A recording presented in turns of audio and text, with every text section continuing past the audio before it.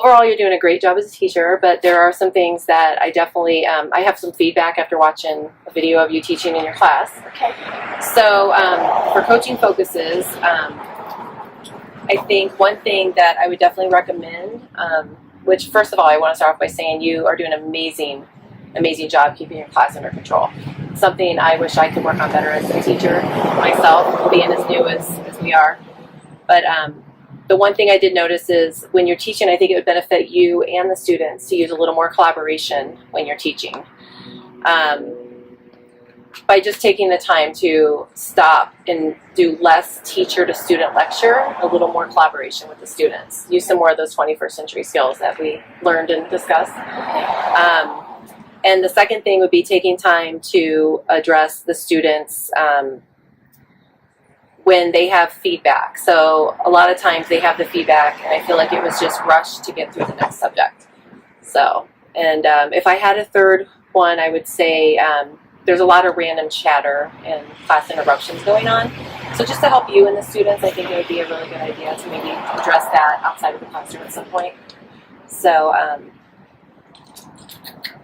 Thank you. Yeah, no problem. So reflective questions, like specific goals that I would say would be taking time in the class to put the students in groups. Like the way you can address what I just talked about is maybe put the students in groups and not just do so much, like I said, teacher to student teaching. And then it takes the focus off of you as the teacher and it puts it more on the students. So that's something that would help them and you, I believe. As far as recommended strategies to do that, I would say you could make this part of your procedures, but it can also be something where I think if you did something with transitions, so when you're coming out of your teaching, like say you're coming out in the one section where you did, where you had the students come up and sit in a group in front of the classroom. So if you're teaching to them and then all of a sudden you stop and have them, like maybe have them get into groups first, and then out of that transition have them get into like maybe a circle setting where they can share their ideas that way. So as far as students focusing on like who this could benefit, if we'll focus on benefiting you or the students, I think anything, the feedback that we have would definitely benefit both of you. Mm-hmm. So for the students, this is going to benefit them in the way that it allows you to see, it allows them to see like what strengths they have, like which students, like some of them will have strengths in just sitting there listening, some will have strengths in being the leader of the class. And to you, it's going to focus, I mean, it's going to benefit you as a teacher on letting you sit back and observe so you can see them and what they learn from. Mm-hmm. So, but great job overall. And if we had to break this down into a monthly timeline, I would say the first month I would focus on making the lesson plan to reflect, like just focus on your lesson plan at first. Make it where it reflects and shows that you're breaking them into groups and they're getting into their collaboration. And that way, you know, just focus on that one little thing at first. I would say maybe week 2, you can also focus on that, but you also want to make time in the lesson to take their opinions and listen and then, you know, get their feedback a little bit. So maybe do both things, like focus on what you did in lesson 1 the first week, which is putting them in the groups, but then also take time to get their feedback as well and make that important. Week 3, you can do both of those things, but then also add in the transition technique. Like say, like I said earlier, where you have them in their little groups and they're collaborating, but then bring them back to where they know that it's okay, it's time to group up and do circle time now and share our ideas. And then week 4, maybe add in another element where you're figuring out who can help you lead the class. Like maybe take one of those students with their strong opinions and they're the ones who are spot on and you feel like would benefit the rest of the class and use them as someone to help you teach. So as far as a follow-up plan, I think we should meet, you and I should meet once a week and do a quick overview of how the new strategies worked. Okay. And then once a month we can do a longer meeting where we can have a checklist and you can go through and make sure that we're hitting on all the topics that we discussed, but you're also doing a self-observation and giving me feedback on how you thought you did as well. Sure. So that's really all I have for this meeting, and I think you did a great job. Thank you. Thank you Thank for you. the feedback. It's You're really welcome. helpful. Thank you. You do an amazing job with your class. They're listening to you. They're on task. I just noticed a few things that I thought I could give you suggestions on to help you maybe do some different things with them and see what happens. Great. Thank Okay. you. Glad we're meeting. Yeah. So I saw you working with the kids. You talked with them while they were on the carpet. And you were telling them about perseverance and the Wright brothers and the invention of the airplane, which is a really awesome topic for kids that age because they're probably very interested in it. I liked where you were going with all of it, but I thought once you put them into groups, you were spending a lot of time one-on-one with the kids, Okay. saying kind of the same thing over and over to each kid. And so I thought, maybe you could, if you're talking to the kids one-on-one, you're supposed to just kind of be giving them guidance while they're moving along with their activity. Oh, makes sense. Yep. But they seemed to kind of not be as responsive, and it seemed like you were sort of just having to feed them the ideas, and then they were, okay, fine, maybe I'll do this now.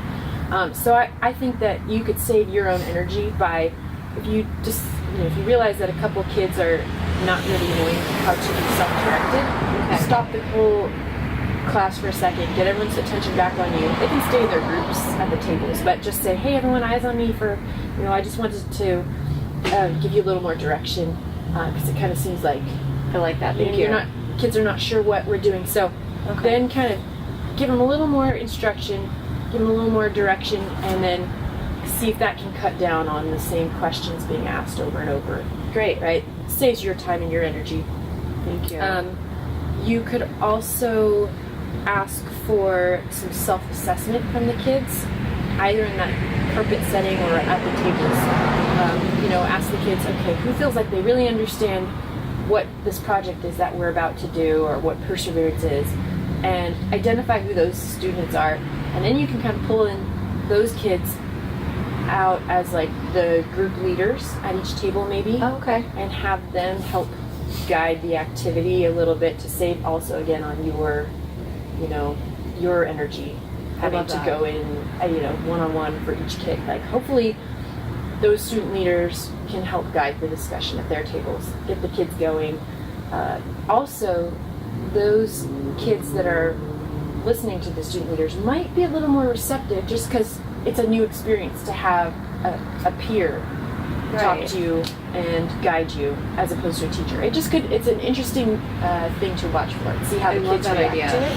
Yeah, thank you. So yeah, I would say spend less time one-on-one with each kid.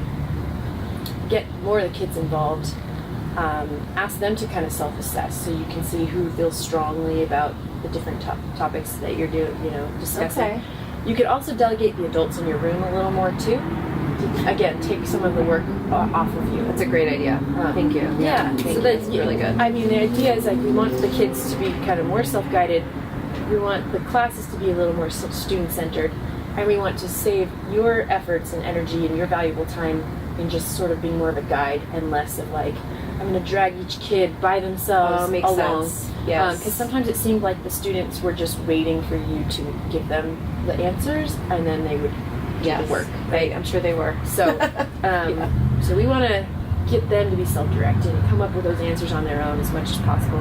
Love that. So more student-centered approach and more maybe clarification with project directions to the entire group before going one-on-one. Okay, so recommended strategies. So to help with this kind of new focus, you could give all the students jobs. We talked about student leaders, but you could also, I see the need too to have at least one student be maybe what you call like a focus keeper.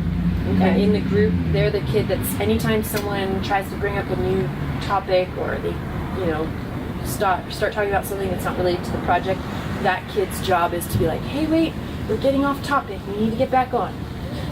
You could have another student to be the recorder and write down everything that the group talks about. You could have, since it looks like this project, they're drawing the engine of the airplane and stuff, you could have one student be the artist. Good, yeah. Maybe they start to draft a drawing or help other kids with their drawing skills. Because they have different strengths. Yes, they do. Makes sense. If you give them each a job, they feel more ownership, I think, of the project, and they feel like they get to work on their strengths. Great. Not just like Love that. take it all in, you know.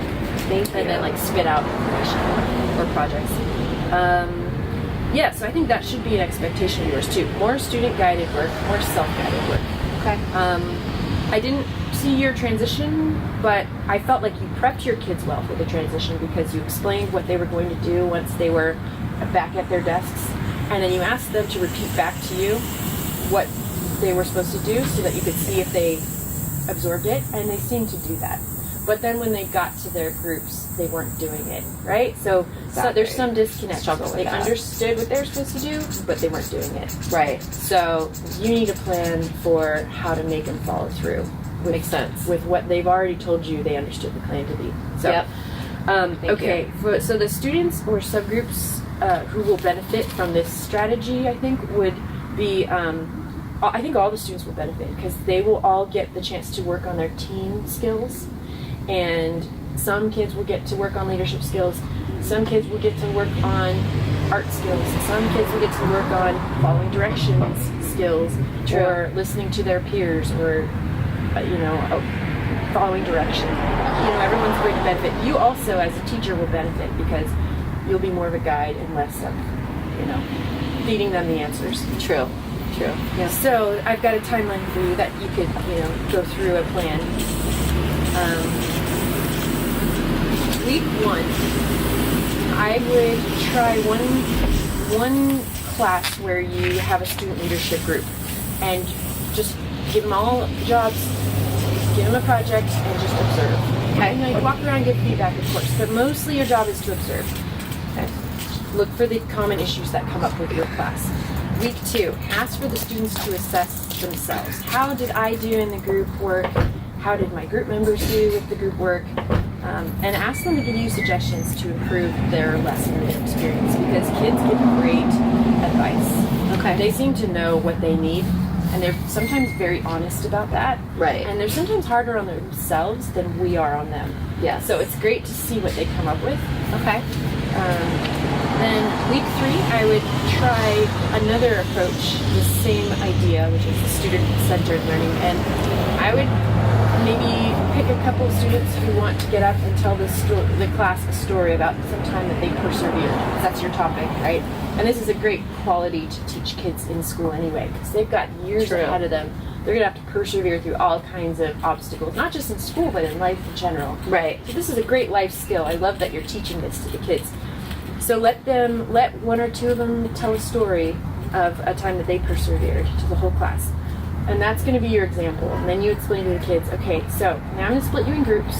And as groups, I want you guys to come up with a skit where you show okay. the whole class either, here's an example of perseverance, or here's an example of the opposite, like not persevering. I love that idea. Because it's good for them to see what it is and also what it isn't. Good.